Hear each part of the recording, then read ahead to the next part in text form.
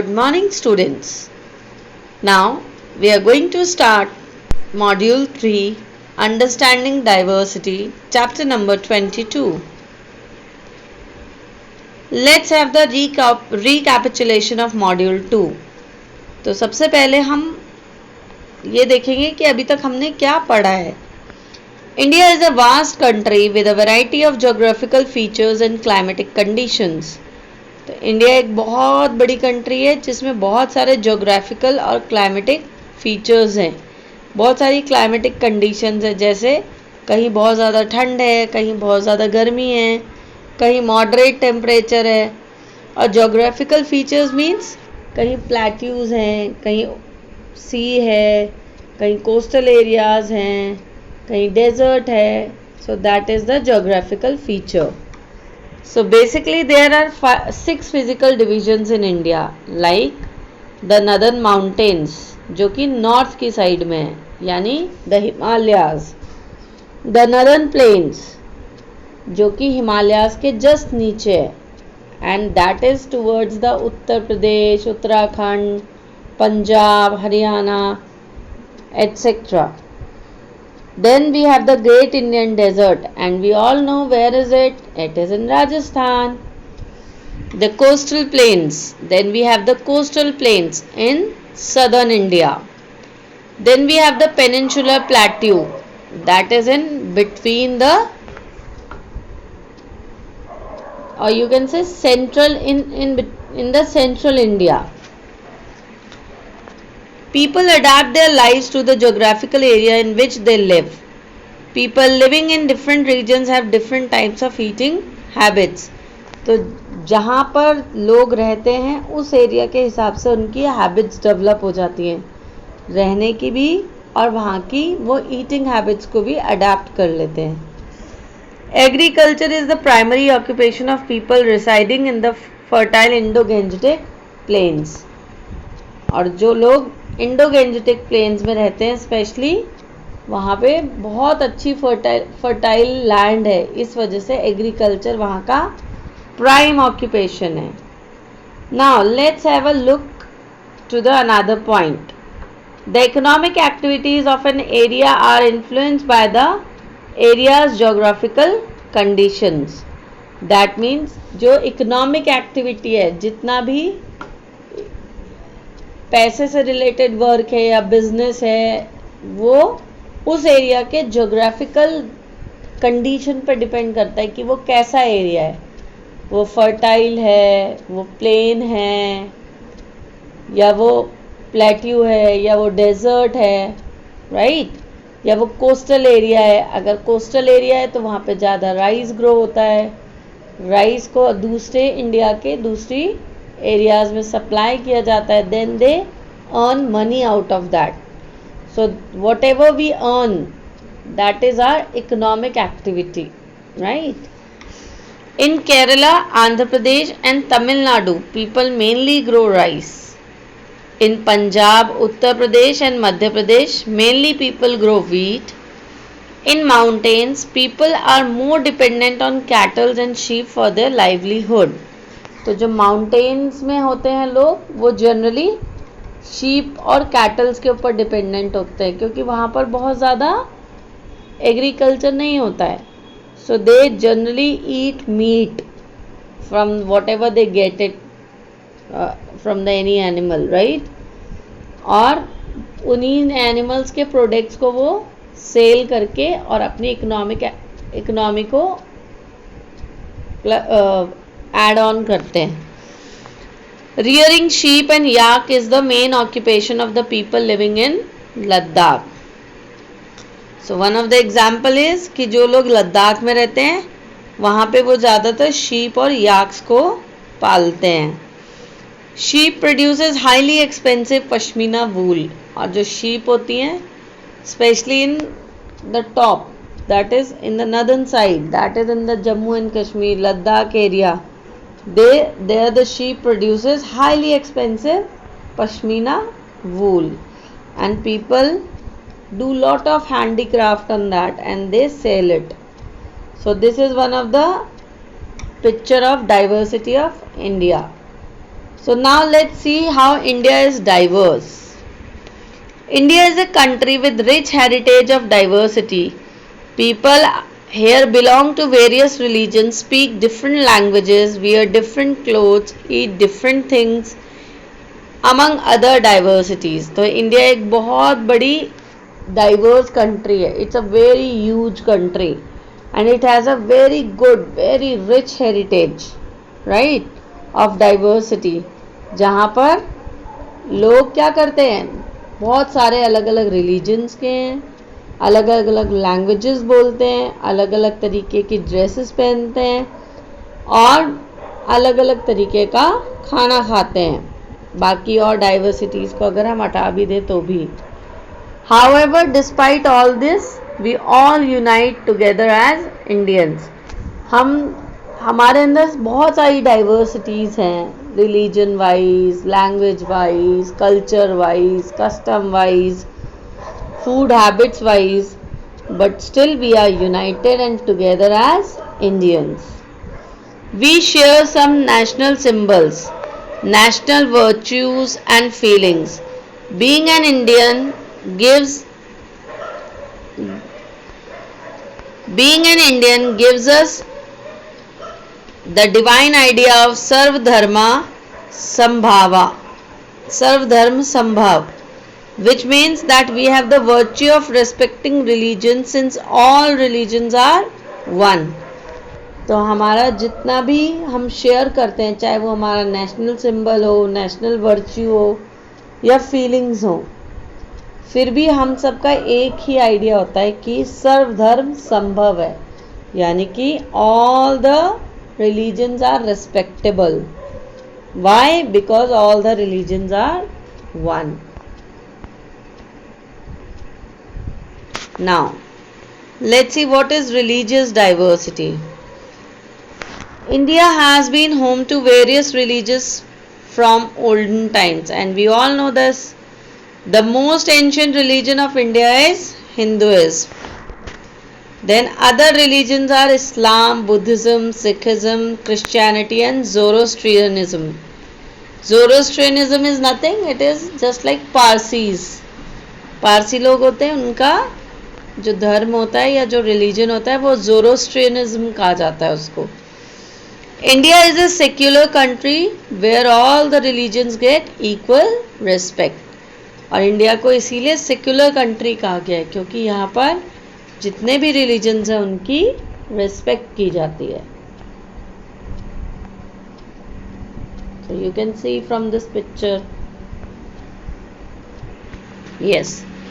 Now I am going to give you an example of religious diversity. A very good example of religious diversity you can see in your neighborhood. Like in Gandhi colony, there are a lot of houses. For example, Arav has a friend Rahim and he invites him to come and have fun on Eid. So Eid is one of the biggest festival of Muslims. We all know this. Arav's another friend Angelica invites him to join her on a Christmas party. So as the name suggests, might be she is Christian. Then Arav's friend Harsimran invites him to join on the Baisakhi, which is also an important event of Sikhs. Now it's a turn of Arav. So Arav invited all of them together on Diwali and they all enjoyed the festival together. This is one of the example of respecting and giving importance to each other and each other's festivals and religion. So this is how we respect other people's feelings. This is how we respect other people's religion, and we respect and enjoy each and every festival, whatever it is there in India. So now let's come to the next slide. So next is cultural diversity. So अब जैसे अभी तक हमने पढ़ा कि यहाँ पर religious diversity, ऐसे कल्चरल डाइवर्सिटी है. कल्चरल और रिलीजियस डाइवर्सिटी में सिर्फ यही डिफरेंस है कि culture is basically what we follow, right, whether it is our custom, whether it is our tradition, whether it is our dress, whether it is our dance form, anything, right? So Indian culture is one of the oldest and unique. In India there is an amazing cultural diversity throughout the country. The north, south and the northeast have their own distinct cultures and almost every state has its own cultures. तो हम सबको पता है कि north और south के cultures बिल्कुल different हैं, बट ऐसा नहीं है कि we don't respect them, right? We respect them. And north east also have the own cultures and this is what we have the cultural diversity, कि सबका कल्चर अलग अलग है लेकिन we all are united. The tradition, customs, dresses, dance forms and festivals of the particular state is also different. इसी basis पे वहाँ का ट्रेडिशन, वहाँ के कस्टम्स, ड्रेसेस, डांस फॉर्म्स और फेस्टिवल्स सब कुछ डिफरेंट है और डिफरेंट है हर डिफरेंट स्टेट में. तो इन पिक्चर्स को देख के you can imagine that how different our traditions are and customs are. So here is the picture of Durga Puja, then of Baisakhi, then of Holi, then of Diwali, then of Pongal, right? So these are the different traditions and customs of India. These are the different dance forms of India, right? So the first one is Bihu, then Kalbelia, sorry, like this. So unity in diversity. हमारे यहाँ इतनी diversity है but still we are united. How is it possible?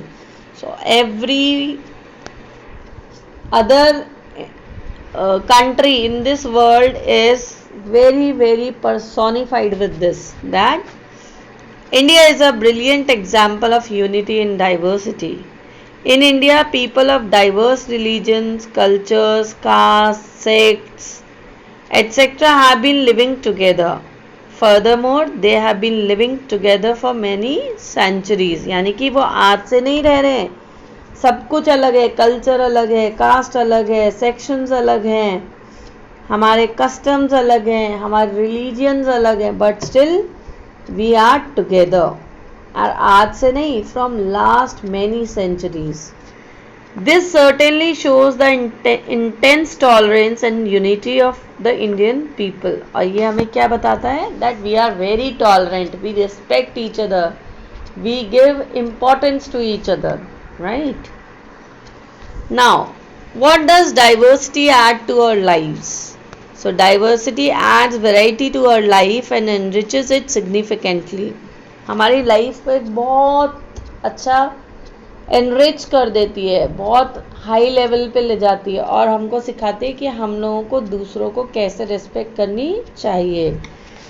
It help us understand that one thing can be done in different ways. और इससे हमको ये भी पता चलता है कि एक ही काम को हम बहुत डिफरेंट तरीके से कर सकते हैं. लाइक हम लोग एक हार्वेस्टिंग फेस्टिवल मनाते हैं जिसको पंजाब में बैसाखी बोलते हैं, साउथ में किसी और नाम से बोलते हैं, वेस्ट बंगाल में उसको किसी और नाम से बोलते हैं. So this is how we celebrate, right? So it teaches us to be tolerant and open minded. और इससे हमको क्या सिखाता है? हमको टॉलरेंट बनाता है और ओपन माइंडेड हो जाते हैं हम इससे. टॉलरेंट मतलब किसी चीज़ को सहना. अगर कोई हमें बहुत टाइम तक कुछ गलत भी बोल रहा है तो हम उसको इग्नोर करते हैं कि ठीक है, कोई बात नहीं, गुस्से में कह रहे हैं या किसी और चीज़ वजह से परेशान होंगे.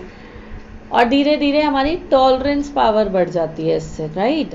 बट फिर हम उनको बाद में जब उनका ठंडा हो जाता है तो we make them understand that you did this wrong. और तो इससे हमारे अंदर क्या आ रही है? Open mindedness. It helps us to evolve as better human beings because we respect people with different religious beliefs, viewpoints, tastes, customs and cultures. और क्या हो रहा है? इससे हम एक बहुत अच्छे ह्यूमन बीइंग बन रहे हैं जो कि दूसरों की रिस्पेक्ट करते हैं, दूसरों के रिलीजन की रिस्पेक्ट करते हैं, बिलीव्स की रिस्पेक्ट करते हैं, उनके व्यू पॉइंट को इम्पोर्टेंस देते हैं, उनके कस्टम्स को समझते हैं और उनके कल्चर्स को भी अडॉप्ट करते हैं, right. It is an amazing that in spite of all our geographical, economic और religious differences, we Indians share some strong similarity. और वो क्या है कि हम इंडिया को अपनी जान से भी ज़्यादा प्यार करते हैं. We love our country more than our lives, right? So हमारे अंदर चाहे कितने भी diversities हो, but still we love our country, and that too more than our lives. Thousands of Indians belonging to different parts of India and from diverse backgrounds fought against the British exploitation of the India and finally forced them to leave the country. So this is one of the example of the before the freedom, right? But nowadays also you can see the example कि हम लोग अपनी country को बचाने के लिए क्या कर रहे हैं? We all are locked down. We have imposed rule on ourselves that we will not go out until it is very important, right? So this is also one of the example of unity, that whole country is listening to the one order of our prime minister. Yes, thank you and have a nice day. I hope you enjoyed this time. Bye bye, take care, see you.